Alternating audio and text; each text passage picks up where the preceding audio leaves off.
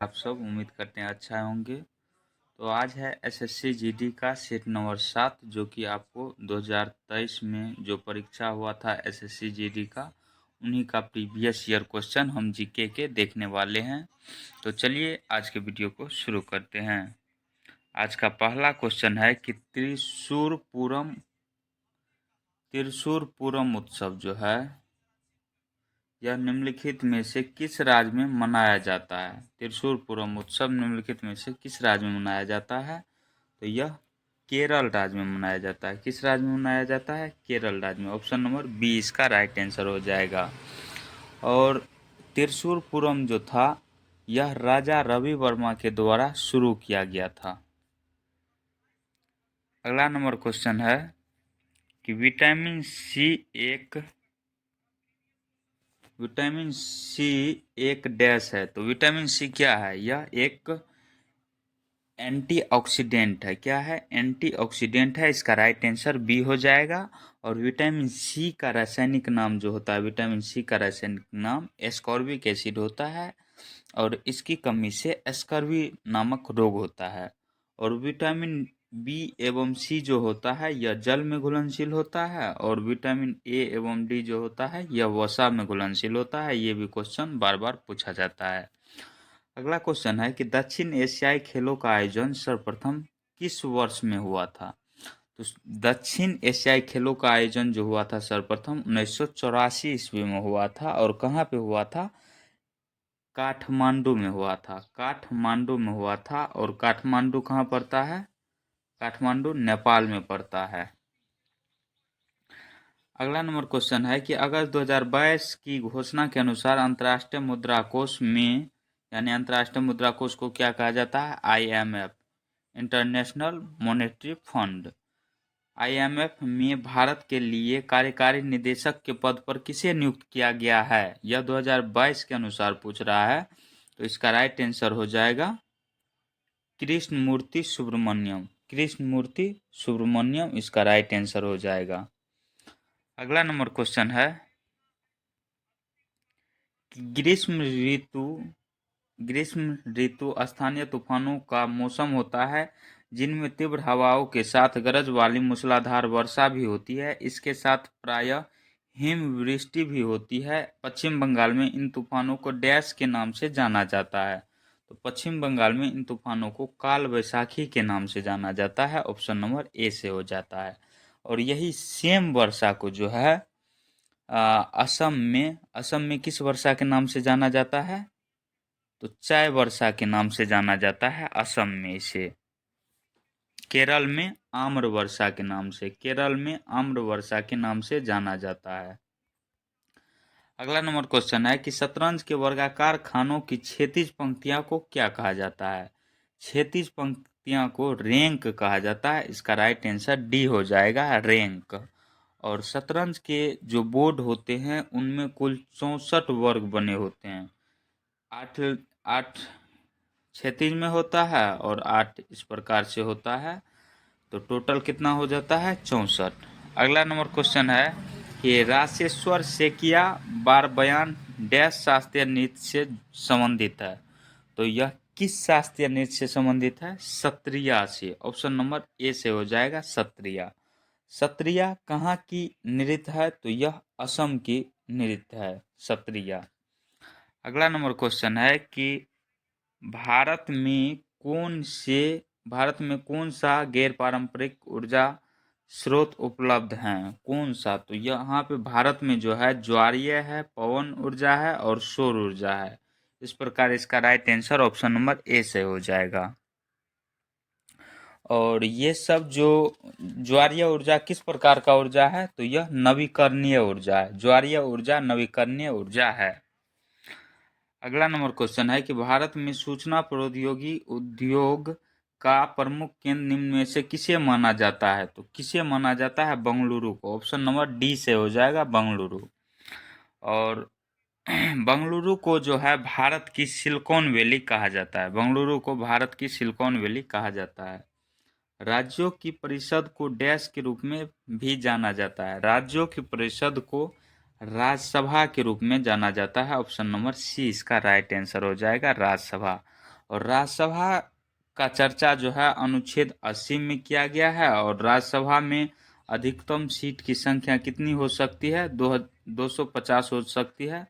यह 2026 तक फिक्स किया गया है, इसमें कोई चेंज नहीं किया जा सकता है। और वर्तमान में राज्यसभा सदस्यों की संख्या कितनी है? वह 245 ही है। अगला नंबर क्वेश्चन है कि गिरिडा लोक नृत्य मध्य प्रदेश राज्य में डैश के दौरान किया जाता है जब रबी की फसल कटाई के लिए तैयार होती है। तो रबी की फसल कब कटाई के लिए तैयार होती है? सर्दी मौसम में। और मध्य प्रदेश राज्य में जो गिरिडा लोक नृत्य मनाया जाता है वह सर्दी के मौसम में ही मनाया जाता है। और यहाँ पे चर्चा हुआ है रबी फसल की। गेहूं किस प्रकार का फसल है? तो गेहूं रबी फसल है। अगला नंबर क्वेश्चन है कि उपभोक्ता संरक्षण अधिनियम 2021 के अनुसार जिला आयोग के पास उन शिकायतों पर विचार करने का अधिकार होगा जहां प्रतिफल के रूप में भुगतान की गई वस्तुओं और सेवाओं का मूल्य डैश है। तो इसका राइट आंसर क्या हो जाएगा? इसका राइट आंसर हो जाएगा 50 लाख रुपये से अधिक नहीं। ऑप्शन नंबर सी इसका राइट आंसर हो जाएगा। और उपभोक्ता संरक्षण नियम वर्ष 1986 में लाया था। कब लाया था? वर्ष 1986 में लाया था। 1986 ईस्वी में। अगला नंबर क्वेश्चन है कि सिरके में उपस्थित अम्ल का रासायनिक नाम है। सिरके में जो उपस्थित अम्ल का रासायनिक नाम, तो सिरका में किस प्रकार का अम्ल होता है? तो एसिटिक अम्ल होता है। ऑप्शन नंबर बी इसका राइट आंसर हो जाएगा, एसिटिक अम्ल। और एसिटिक एसिड का रासायनिक सूत्र जो होता है वह CH3COOH होता है। फॉर्मिक एसिड किस में होता है? तो यह चींटी के डंक में पाया जाता है फॉर्मिक एसिड। लैक्टिक एसिड दही में पाया जाता है। अगला क्वेश्चन है कि भारत में कार्यबल आबादी में डैश के लोग शामिल नहीं होते हैं की बात हो रहा है। इसका राइट आंसर हो जाएगा 14 वर्ष। क्योंकि कार्यबल आबादी में जो होता है वह 15 से 59 वर्ष तक की लोग शामिल होते हैं।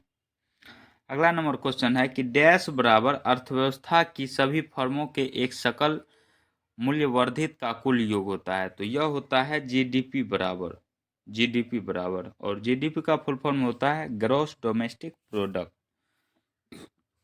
ऑप्शन नंबर इसका सी राइट आंसर हो जाएगा।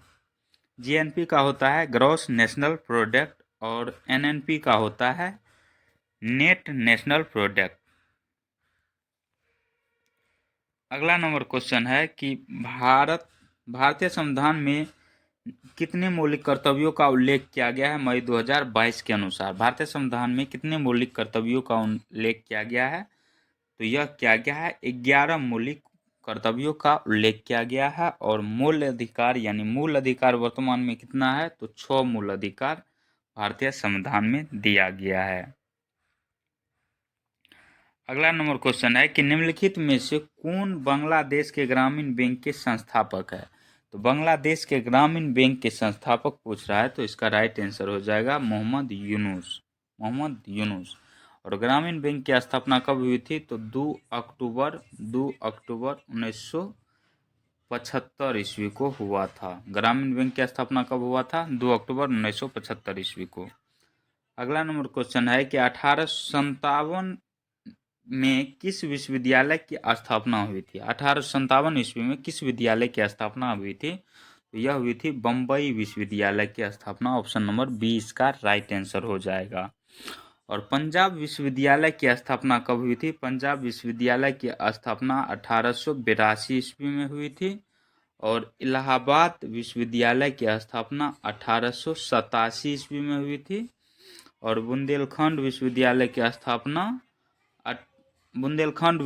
की स्थापना 1975 ईस्वी में हुई थी। अगला नंबर क्वेश्चन है कि भारत के जम्मू और कश्मीर के किस राजनीतिक नेता ने नवंबर 2022 में किश्तवाड़ डोडा बेल्ट की 3 दिवसीय यात्रा शुरू की? तो यह किसने शुरू की थी? तो गुलाब नबी आज़ाद ने किया था। इसका right answer option number D सही हो जाएगा। अगला नंबर और आज का लास्ट क्वेश्चन है कि निम्नलिखित में से सुंग वंश की स्थापना किसने की थी।